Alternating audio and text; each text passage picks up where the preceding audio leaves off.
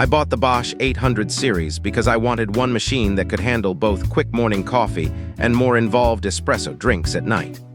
I had used simpler brewers for years, but I was ready for something that could deliver better flavor, more control, and less daily hassle. The first surprise was setup. I expected a complicated process, but it was mostly guided and straightforward.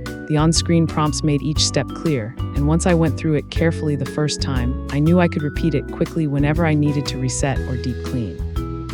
As soon as I started pulling drinks, the biggest change was consistency. I could make cup after cup with the same taste profile, and that alone made the machine feel premium. Instead of guessing measurements every morning, I could rely on presets and fine-tune from there. I used to think specialty names like macchiato, flat white, and ristretto were mostly coffee shop language. Owning this machine made those options practical at home. Having many drink types built in let me experiment without buying extra gear or memorizing complex manual techniques. The grinder and brew system gave me better body and aroma than I was getting before. Freshly ground beans made a visible and obvious difference, and I could feel it in the cup texture, not just the smell. Even standard black coffee felt richer and less flat. Milk drinks were a major reason I bought this, and the milk system has been easier than expected.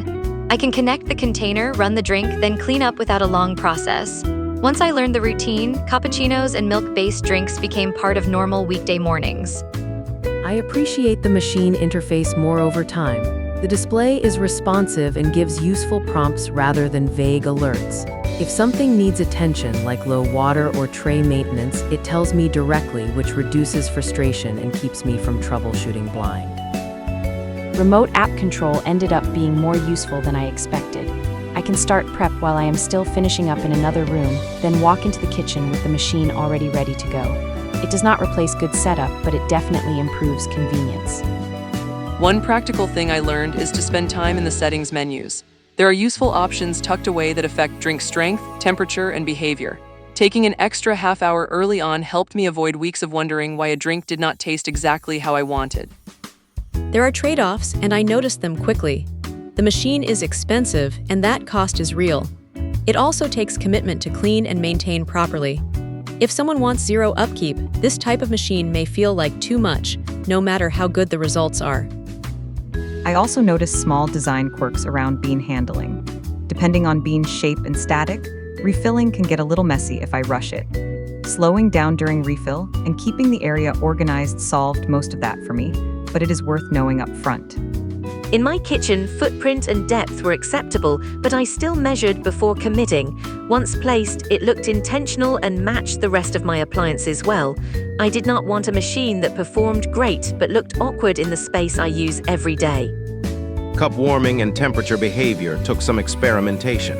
I found better results by pre-warming cups and adjusting temperature preferences for different drinks. Small process details like that helped me get cafe-style consistency instead of just decent coffee. What keeps me happy is reliability. I can run espresso, milk drinks, and regular coffee without feeling like I am gambling each time. When a machine behaves predictably, I actually use it more, and that has been true here from week 1 through regular long-term use. Another win is flexibility for different people in the house. I can make stronger drinks for myself, lighter drinks for guests, and adjust milk profiles without rewriting everything from scratch.